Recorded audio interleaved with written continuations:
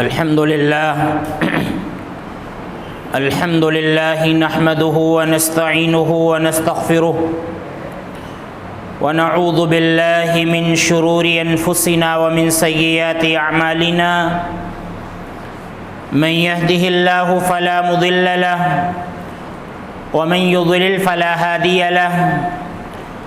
وأشهد أن لا إله إلا الله وحده لا شريك له وأشهد أن محمدًا عبده ورسوله أما بعد فإن خير الحديث كتاب الله وخير الهدي هدي محمد صلى الله عليه وسلم وشر الأمور محدثاتها وكل محدثة بدعة وكل بدعة ضلالة وكل ضلالة في النار اعوذ باللہ من الشیطان الرجیم بسم اللہ الرحمن الرحیم یا ایہا النبی انا ارسلناک شاہدا ومبشرا ونذیرا وداعیا الی اللہ باذنہ وسراجا منیرا۔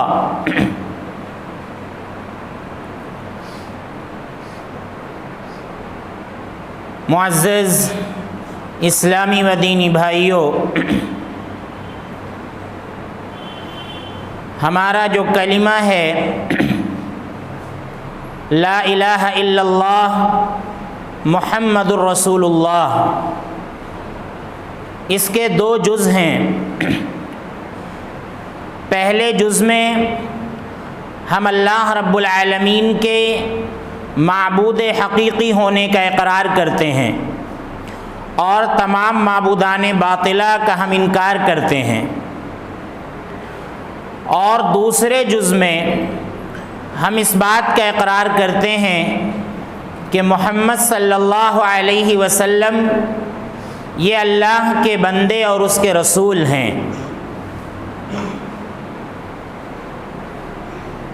کلمے کا جو دوسرا جز ہے یعنی محمد الرسول اللہ، کہ محمد صلی اللہ علیہ وسلم یہ اللہ کے رسول ہیں، اسی دوسرے جز پر آج کا ہمارا یہ خطبہ مشتمل ہوگا۔ تو آپ دیکھیں کہ قرآن کریم کی آیات میں بھی اللہ رب العالمین نے نبی صلی اللہ علیہ وسلم کے اس منصب کا ذکر فرمایا ہے۔ اللہ رب العالمین نے قرآن کریم میں فرمایا کہ محمد الرسول اللہ والذین معہ اشداء علی الکفار رحماء بینہم، کہ محمد صلی اللہ علیہ وسلم یہ اللہ کے رسول ہیں۔ اور دوسری آیت میں اللہ رب العالمین نے فرمایا کہ وما محمد الا رسول، کہ محمد صلی اللہ علیہ وسلم تو محض اللہ رب العالمین کے رسول ہیں، اللہ رب العالمین کے پیغمبر ہیں۔ یہ ہمارے اور آپ کے لیے فخر کی بات ہے اور شرف کی بات ہے کہ اللہ رب العالمین نے ہمیں اور آپ کو امت محمدیہ میں پیدا فرمایا، اور بڑی بات یہ ہے کہ اللہ رب العالمین نے ہمیں امت اجابت بنایا۔ امت اجابت کا مطلب یہ ہوتا ہے کہ نبی صلی اللہ علیہ وسلم کے سبھی امتی ہیں، مسلم بھی غیر مسلم بھی، سب نبی صلی اللہ علیہ وسلم کے امتی ہیں۔ لیکن امت اجابت کا مطلب یہ ہے کہ جنہوں نے نبی صلی اللہ علیہ وسلم کی دعوت پر لبیک کہا وہ امت اجابت میں آتے ہیں، یعنی ہم آپ کی دعوت کو قبول کر چکے ہیں۔ اور جتنے لوگ بھی قیامت تک نبی صلی اللہ علیہ وسلم کی دعوت قبول کرتے رہیں گے مرنے سے پہلے، وہ سب امت اجابت میں آتے ہیں۔ اور ایک دوسری امت ہوتی ہے امت دعوت، جو ہمارے غیر مسلم بھائی ہیں، وہ بھی نبی صلی اللہ علیہ وسلم کے امتی ہیں، لیکن وہ امت دعوت ہیں۔ امت دعوت کا مطلب ہوتا ہے کہ انہیں دعوت دی جائے گی، انہیں شریعت کی طرف بلایا جائے گا، ان کے حق میں دعوت ہے، اور ہم نبی صلی اللہ علیہ وسلم کی دعوت کو قبول کر چکے ہیں۔ تو یہ ہمارے لیے کتنے شرف کی بات ہے اور کتنے فخر کی بات ہے کہ اللہ کے رسول صلی اللہ علیہ وسلم کے امتی ہونے کا اللہ رب العالمین نے ہمیں فضل عطا فرمایا ہے۔ ہم آپ صلی اللہ علیہ وسلم کو اللہ رب العالمین کا آخری رسول مانتے ہیں۔ ہم نبی صلی اللہ علیہ وسلم کو اللہ کا نبی مانتے ہیں، اللہ کا پیغمبر مانتے ہیں، اور جن کے بہت سے فضائل اللہ رب العالمین نے قرآن کریم کے اندر ذکر فرمائے ہیں، اور خود اللہ کے نبی صلی اللہ علیہ وسلم نے اپنے بعض ناموں کا، بعض القاب کا اور بعض صفات کا قرآن کریم کے اندر ذکر فرمایا ہے۔ ایک اہم بات آپ دیکھیں، غور کریں کہ اللہ رب العالمین نے نبی صلی اللہ علیہ وسلم کو قرآن کریم کے اندر جہاں بھی پکارا ہے تو کہیں بھی آپ کا نام لے کر نہیں پکارا۔ پورے قرآن میں اللہ رب العالمین نے نبی صلی اللہ علیہ وسلم کو یا محمد نہیں کہا۔ جہاں بھی نبی صلی اللہ علیہ وسلم کو پکارا ہے تو آپ کے منصب سے پکارا ہے، آپ کے لقب سے پکارا ہے، آپ کے عہدے سے پکارا ہے، یا آپ کی صفات سے پکارا ہے۔ مثال کے طور پر اللہ رب العالمین نے کہا یا ایھا النبی لم تحرم ما احل اللہ لک۔ یہاں پر آپ دیکھیں محمد نہیں کہا، بلکہ محمد صلی اللہ علیہ وسلم کا جو منصب ہے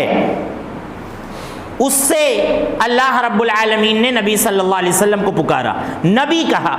اور اسی طرح آپ دیکھیں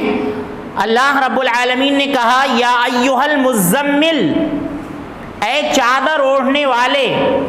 یا اللہ رب العالمین نے کہا یا ایھا المدثر، اے کپڑے میں چادر میں لپٹنے والے۔ تو اللہ رب العالمین نے نبی صلی اللہ علیہ وسلم کو جہاں پر بھی قرآن کریم کے اندر پکارا ہے تو آپ کے القاب سے پکارا ہے، آپ کے آداب سے پکارا ہے، اور آپ کے منصب سے پکارا ہے۔ یہ اللہ رب العالمین نے ہمیں اور آپ کو پیغام دینا چاہا ہے کہ محمد صلی اللہ علیہ وسلم یہ افضل البشر ہیں، یہ کوئی ایسے انسان نہیں ہیں کہ جن کو آپ عام انسان سمجھیں اور ان کو جس طرح چاہیں ان کے نام سے پکاریں، بلکہ جن لوگوں نے نبی صلی اللہ علیہ وسلم کو زور زور سے نبی صلی اللہ علیہ وسلم کا نام لے کر پکارا تھا، اللہ رب العالمین نے سورہ حجرات کی شروع کی آیات میں ان کو ڈانٹ پلائی۔ اللہ رب العالمین نے فرمایا کہ تم لوگ نبی صلی اللہ علیہ وسلم کو اس طرح سے نہ پکارو کجہر بعضکم لبعض، جس طرح سے تم ایک دوسرے کا نام لے کر پکارتے ہو ایک دوسرے کو، اس طرح سے نبی صلی اللہ علیہ وسلم کو نہ پکارو۔ اور اس سے پہلے اللہ رب العالمین نے کہا کہ یا ایھا الذین آمنوا لا ترفعوا اصواتکم فوق صوت النبی، کہ اے ایمان والو اپنی آواز کو نبی کی آواز سے بلند نہ کرو، اپنی آواز ہمیشہ نبی کی آواز کے آگے دھیمی رکھو۔ یہ اس وقت کی بات ہے جب اللہ کے نبی صلی اللہ علیہ وسلم صحابہ کرام کے سامنے ہوا کرتے تھے، اور بعض صحابہ کرام جو ابھی نئے نئے مسلمان ہوئے تھے ان کو بہت زیادہ آداب نہیں معلوم تھے، انہوں نے نبی صلی اللہ علیہ وسلم کو آپ کا نام لے کر تیز تیز سے پکارا تھا، تو اللہ رب العالمین نے کہا کہ اے مسلمانوں، اے ایمان والو، نبی صلی اللہ علیہ وسلم کو تم بلند آواز میں نہ پکارو اور نبی صلی اللہ علیہ وسلم کے سامنے اپنی آواز بلند نہ کرو۔ یہ معاملہ اس وقت کا ہے جب نبی صلی اللہ علیہ وسلم صحابہ کرام کے سامنے تھے، اور آج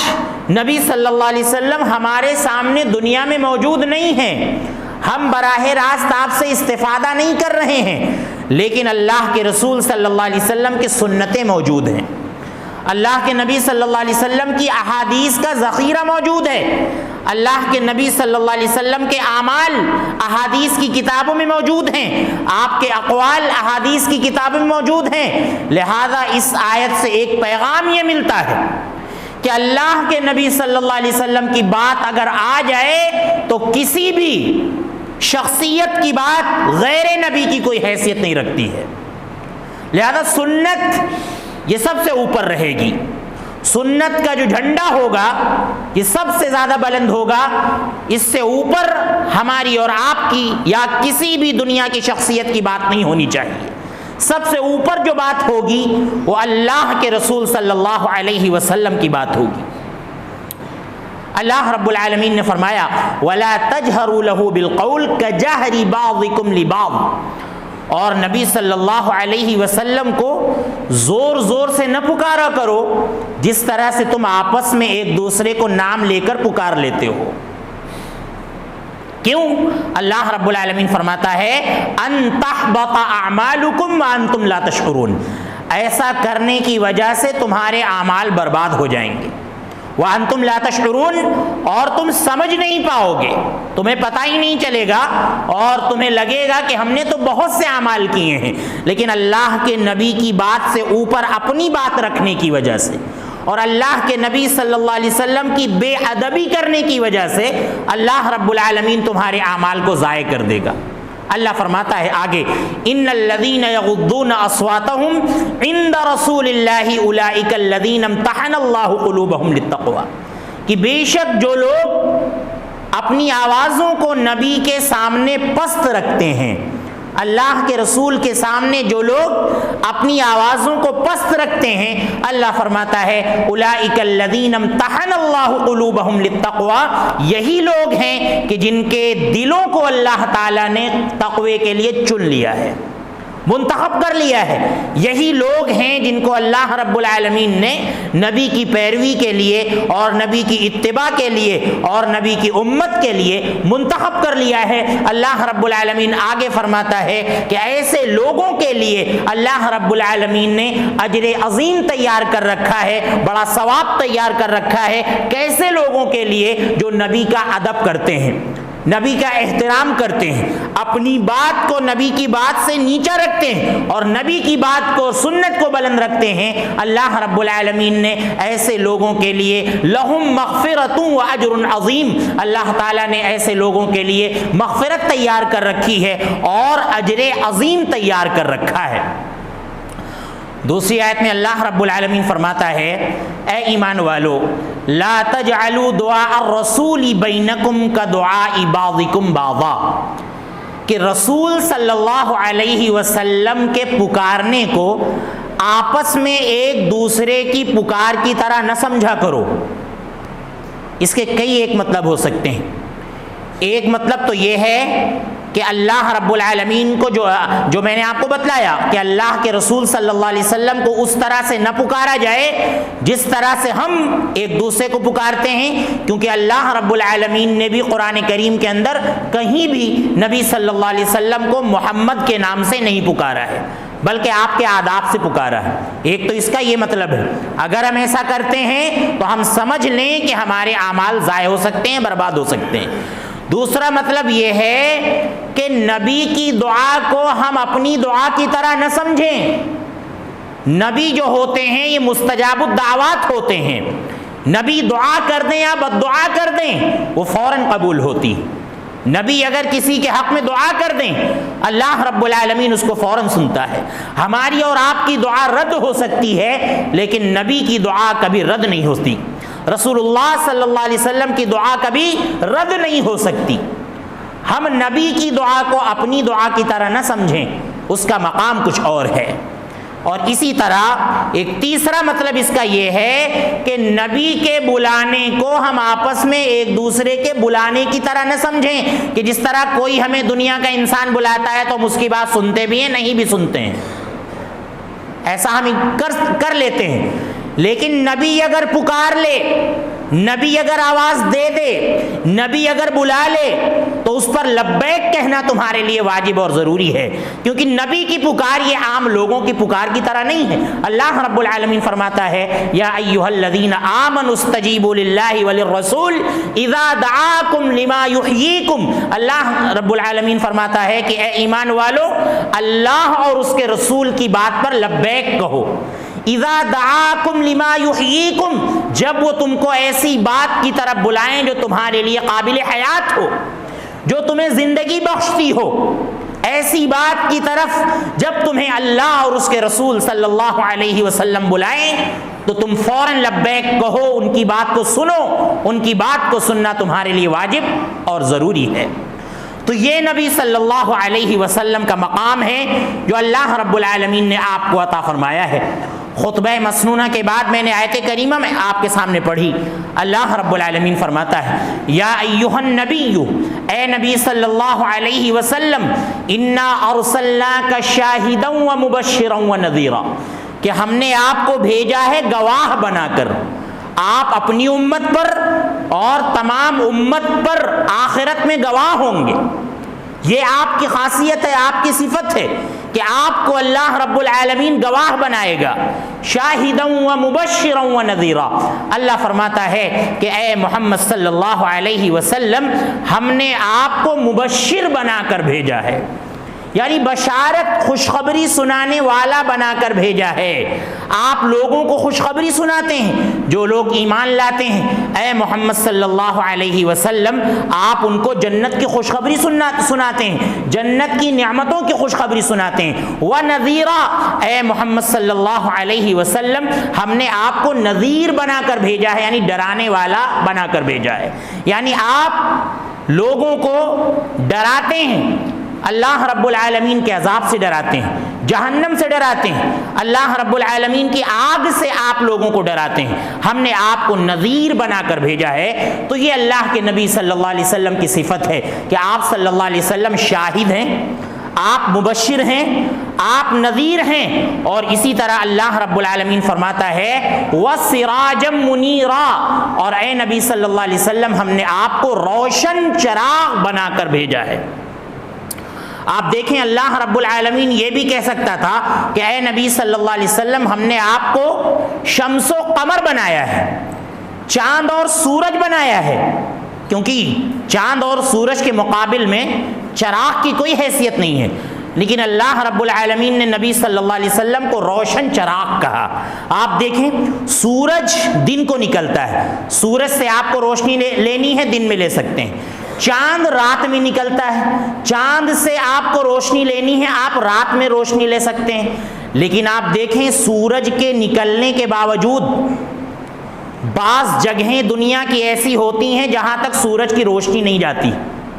دالان ہے، کوٹھری ہے، وہاں پر سورج کی روشنی نہیں جاتی ہے، وہاں پر اگر آپ کو روشنی کی ضرورت ہے تو آپ کو لیمپ جلانی پڑے گی، آپ کو چراغ جلانا پڑے گا۔ اللہ رب العالمین نے نبی صلی اللہ علیہ وسلم کو چراغ ثابت کر کے، چراغ بنا کر جو بھیجا ہے،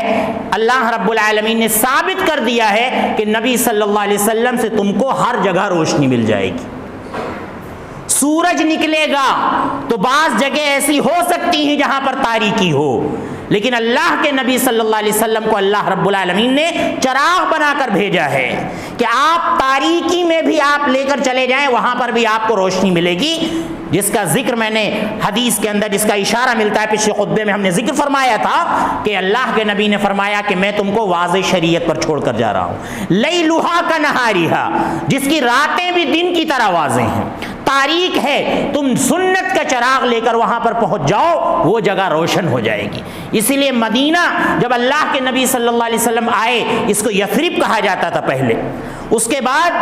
جب نبی صلی اللہ علیہ وسلم یہاں پر آئے تو اس کو مدینہ منورہ کہا جانے لگا، کیونکہ نبی صلی اللہ علیہ وسلم کے آنے کی وجہ سے یہ شہر مدینۃ الرسول بن گیا، اور اس کے ساتھ ساتھ یہ شہر جو ہے منور ہو گیا، سنت کی روشنی سے، وحی الہی کی روشنی سے یہ شہر منور ہو گیا، اسی لیے اس کو مدینہ منورہ کہا جانے لگا۔ تو یہ نبی صلی اللہ علیہ وسلم کی صفت ہے کہ اللہ رب العالمین نے آپ کو روشن اور جلتا ہوا چراغ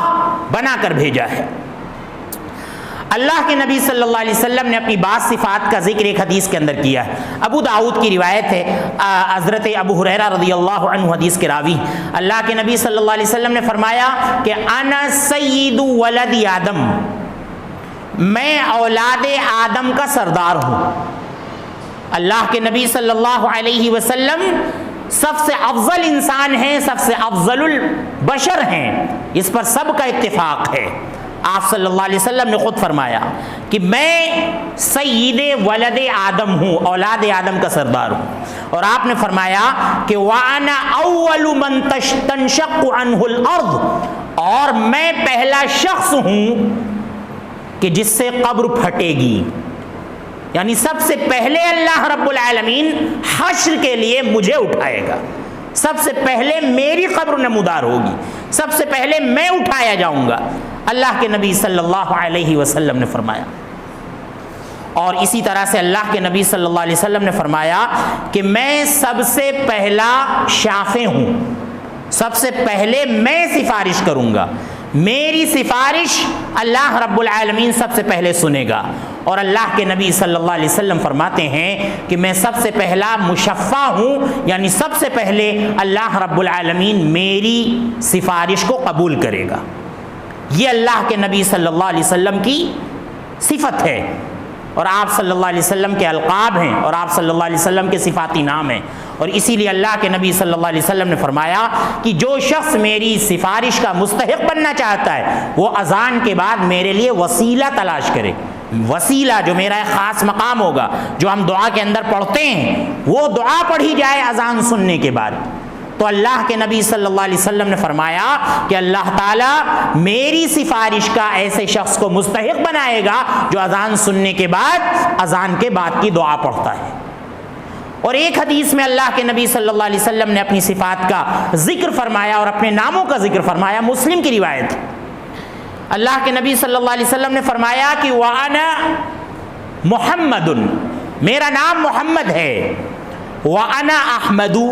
اور میرا ایک دوسرا نام احمد ہے، اور اللہ کے نبی صلی اللہ علیہ وسلم نے فرمایا وَأَنَا الْمَاحِي، میں ماحی ہوں۔ ماحی کا مطلب ہوتا ہے مٹانے والا، یعنی میرے ذریعے اللہ تعالیٰ کفر کو مٹائے گا، کفر کو میرے ذریعے مٹایا تو میں ماحی ہوں۔ اور اللہ کے نبی صلی اللہ علیہ وسلم نے اپنے آپ کو ماحی کہا، اور اسی طرح اللہ کے نبی صلی اللہ علیہ وسلم نے فرمایا کہ وَأَنَا الْحَاشِرُ، میں حاشر ہوں۔ حاشر، حاشر مطلب سب سے پہلے میں اٹھایا جاؤں گا اور میرے بعد لوگوں کو اٹھایا جائے گا، میں جمع کرنے والا ہوں، حاشر ہوں، میرے بعد سب کو اٹھایا جائے گا۔ اور اس کے بعد اللہ کے نبی صلی اللہ علیہ وسلم نے فرمایا وَأَنَا الْعَاقِبُ، میں عاقب ہوں، سب سے پیچھے آنے والا۔ اللہ کے نبی نے خود اس کی وضاحت کی کہ الَّذِي لَيْسَ بَعْدَهُ نَبِيٌّ، کہ میں عاقب ہوں یعنی میرے بعد کوئی نبی نہیں ہے، نبوت کے سلسلے کو میں نے ختم کر دیا ہے۔ یہ اللہ کے نبی صلی اللہ علیہ وسلم کی صفات ہیں جو اللہ کے نبی صلی اللہ علیہ وسلم نے حدیث کے اندر ذکر فرمائی۔ آپ دیکھیں اتنے عظیم رسول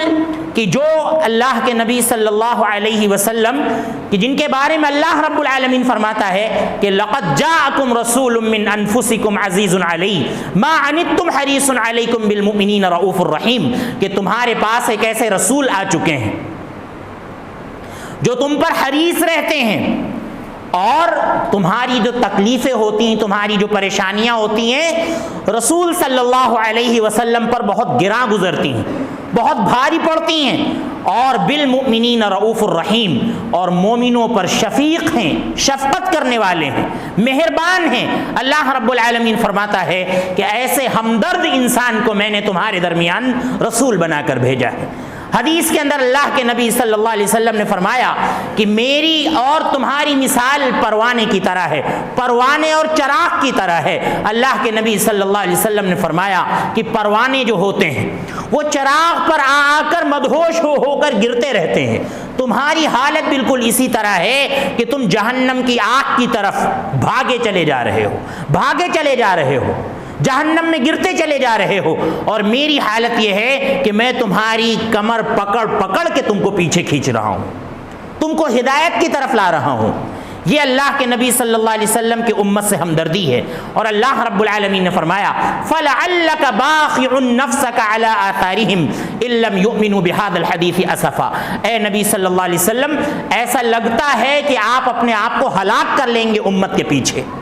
اگر اس قرآن پر امت ایمان نہ لائی تو مارے افسوس کے ایسا لگتا ہے کہ اے نبی صلی اللہ علیہ وسلم آپ اپنے آپ کو ہلاک کر لیں گے۔ اللہ رب العالمین نے نبی صلی اللہ علیہ وسلم سے کہا کہ اے نبی صلی اللہ علیہ وسلم، آپ کو اپنے آپ کو اس قدر امت کے پیچھے ہلاک کرنے کی ضرورت نہیں ہے، آپ پیغام پہنچا دیں، بار بار لوگوں تک آپ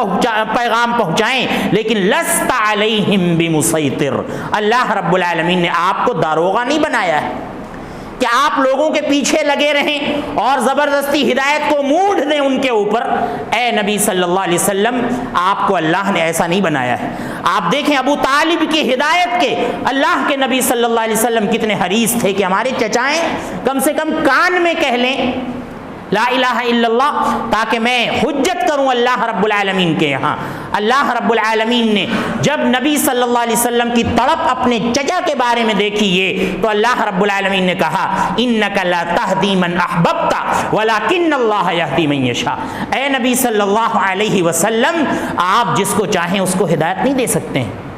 بلکہ اللہ رب العالمین جس کو چاہتا ہے ہدایت دیتا ہے۔ اتنا ضرور ہے وَإِنَّكَ لَتَهْدِي إِلَىٰ صِرَاطٍ مُسْتَقِيمٍ، آپ لوگوں کو سیدھا راستہ ضرور دکھلاتے ہیں، یہ آپ کی صفت ہے، لیکن آپ لوگوں کو ہدایت دے دیں تو اللہ رب العالمین نے اس بات کا پاور آپ کو نہیں دیا ہے۔ إِنَّكَ لَا تَهْدِي مَنْ أَحْبَبْتَ، آپ جسے چاہیں اسے ہدایت نہیں دے سکتے ہیں، لہذا اللہ رب العالمین جس کو چاہتا ہے ہدایت دیتا ہے۔ میرے بھائیوں، نبی صلی اللہ علیہ وسلم کے بڑے فضائل ہیں، اتنے فضائل ہم نے نبی صلی اللہ علیہ وسلم کے سنے، نبی صلی اللہ علیہ وسلم کے آداب کو جانا اور نبی صلی اللہ علیہ وسلم کے القاب کو جانا، لہذا یہ سب باتیں جاننے کے بعد ہم پر ضروری ہے کہ نبی صلی اللہ علیہ وسلم کے جو حقوق ہیں ہم ان کو ادا کریں۔ جب ہم نے محمد الرسول اللہ پڑھ لیا تو یہ کلمہ پڑھنے کے بعد ہمارے اوپر بہت سے حقوق عائد ہو گئے۔ محمد رسول اللہ پڑھنے کے بعد آپ دیکھیں سب سے پہلا حق کیا ہے محمد رسول اللہ پڑھنے کا؟ سب سے پہلا حق یہ ہے کہ تصدیقہ فیما اخبرہ،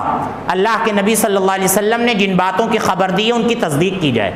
ان کو سچا مانا جائے۔ جن باتوں کی بھی اللہ کے نبی صلی اللہ علیہ وسلم نے خبر دی ہے، اللہ کے نبی صلی اللہ علیہ وسلم نے قیامت کی نشانیوں کی خبر دی ہے، سارا اسلام اللہ کے نبی صلی اللہ علیہ وسلم نے بتلایا، قرآن کریم اللہ کے نبی صلی اللہ علیہ وسلم پر نازل ہوا، لہذا ان سب چیزوں کی تصدیق کی جائے۔ اور اسی طرح سے طاعتہ فیما امرہ، اللہ کے نبی صلی اللہ علیہ وسلم نے جن باتوں کا حکم دیا ہے ان میں آپ کی اطاعت کی جائے، جیسا کہ شروع میں ذکر آیا کہ آپ کی بات سے اوپر کسی کی بات کو نہ رکھا جائے،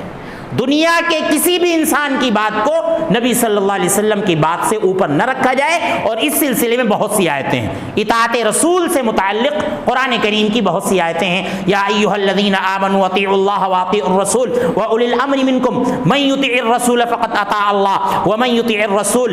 یطع اللہ والرسول فاولئک مع الذین انعم اللہ علیہم من النبیین والصدیقین والشہداء۔ اس طرح کی بہت سی آیتیں ہیں۔ تو یہ دوسرا حق ہے، کلمہ پڑھنے کے بعد یہ ہمارے اوپر اللہ کے نبی کا دوسرا حق لازم آتا ہے کہ ہم نبی صلی اللہ علیہ وسلم کی اطاعت کریں۔ تیسرا حق ہے وَاجْتِنَابُ مَا نَهَى عَنْهُ وَزَجَرَ، اللہ کے نبی صلی اللہ علیہ وسلم نے جن باتوں سے روک دیا ہے ان سے رک جایا جائے، جن باتوں سے ہمیں ڈانٹ دیا ہے، منع کر دیا ہے، ان سے ہم رک جائیں۔ اللہ فرماتا ہے وَمَا آتَاكُمُ الرَّسُولُ فَخُذُوهُ وَمَا نَهَاكُمْ عَنْهُ فَانْتَهُوا، کہ رسول صلی اللہ علیہ وسلم جو کچھ تمہیں دیں اس کو لے لو اور آپ جس سے روک دیں اس سے رک جاؤ۔ اور اسی طرح سے چوتھا حق یہ ہے کہ وَلَا يُعْبَدُ اللَّهُ إِلَّا بِمَا شَرَعَ، کہ اللہ کی عبادت نہ کی جائے مگر آپ کی شریعت کے حساب سے۔ اللہ کے نبی نے جن چیزوں کو عبادت کہا ہے، جن چیزوں کو اللہ کے نبی نے مشروع قرار دیا ہے، جو عبادتیں اللہ کے نبی نے کی ہیں اسی طرح سے ہمیں اور آپ کو عبادت کرنا ہے۔ اپنی طرف سے کوئی طریقہ ایجاد نہیں کرنا ہے۔ اور عبادت کے معاملے میں یہ نہیں پوچھنا ہے کہ کہاں منع ہے۔ بہت سے لوگ عبادت ایجاد کیے ہوئے ہیں اور کہتے ہیں منع کہاں ہے، جیسا کہ ابھی یہ بہت چل رہا تھا کہ منع کہاں ہے۔ عید میلاد النبی ہم مناتے ہیں تو منع کہاں ہے؟ آپ یہ سمجھ لیں، اللہ کے نبی یا اللہ کی محبت میں کوئی کام کریں یا اللہ کی عبادت کا کوئی کام کرے، ذکر آ چکا ہے، وہاں یہ نہیں پوچھا جائے کہ منع کہاں ہے، وہاں یہ پوچھا جائے گا کہ لکھا کہاں ہے۔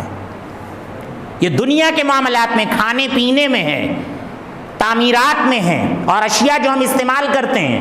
ان میں کہا جائے گا کہ منع کہاں ہے۔ مثال کے طور پر موبائل ہے یا دیگر چیزیں ہیں، مسجد کا جو نیا انداز ہے اس بارے میں کہا جائے گا کہ اس طرح سے بنانا منع کہاں ہے، کیونکہ تعمیرات یہ اشیاء ہیں۔ اور عبادت جو آپ کر رہے ہیں یا اللہ کے نبی یا اللہ کی محبت میں کوئی آپ کام کر رہے ہیں تو اس میں آپ سے پوچھا جائے گا کہ بھائی ایسا کہاں لکھا ہے، قرآن میں لکھا ہے کہ سنت میں لکھا ہے، ثبوت دو اس کے بعد کرو۔ یہ عبادت کا معاملہ ہے اور اشیاء کا معاملہ ہے، لہذا یہ فرق کرنا ضروری ہے اور اس اصول کو جاننا ضروری ہے۔ آپ دیکھیں میرے بھائیوں، ہم نے اللہ کے نبی صلی اللہ علیہ وسلم کے مختصر انداز میں فضائل آپ کے سامنے بیان کیے۔ یہ اللہ کے نبی صلی اللہ علیہ وسلم کے حقیقی فضائل ہیں اور آپ صلی اللہ علیہ وسلم کا حقیقی مقام اور مرتبہ ہے، لہذا اس کو سمجھنا چاہیے۔ ویسے تو اس کے لیے دفتر درکار ہیں، دفتر درکار ہیں، ظاہر سی بات ہے، جو دنیا کا سب سے افضل انسان ہو، دنیا کا سب سے افضل رسول ہو اور دنیا کا سب سے افضل امتی ہو،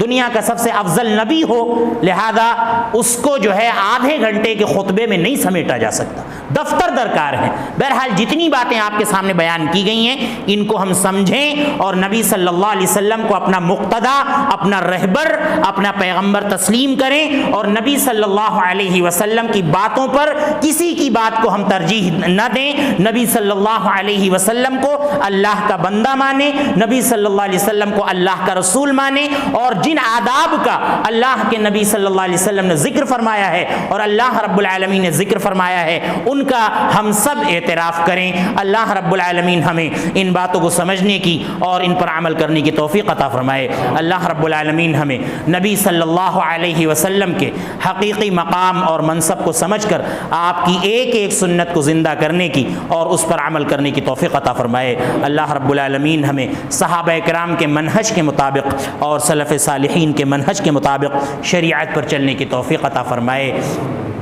اے اللہ ہمارے درمیان سے شرک و بدعات کا خاتمہ فرما۔ اے اللہ جن بھائیوں نے دعا کی گزارش کی ہے اور جنہوں نے دعا کی گزارش نہیں کی ہے ان کی تمام جائز تمناؤں کو قبول فرما، اگر وہ بیمار ہیں تو انہیں شفائے کاملہ عاجلہ عطا فرما۔ اے اللہ ہمارے والدین پر رحم فرما، اے اللہ ہمارے بوڑھے لوگوں پر رحم فرما، اے اللہ نومولود بچوں پر رحم فرما۔ اے اللہ جب تک ہم اس دنیا میں رکھ، ایمان کی حالت میں رکھ، جب ہمارا خاتمہ ہو ایمان کی حالت میں ہو۔ آمین وآخر دعوانا ان الحمد للہ رب العالمین۔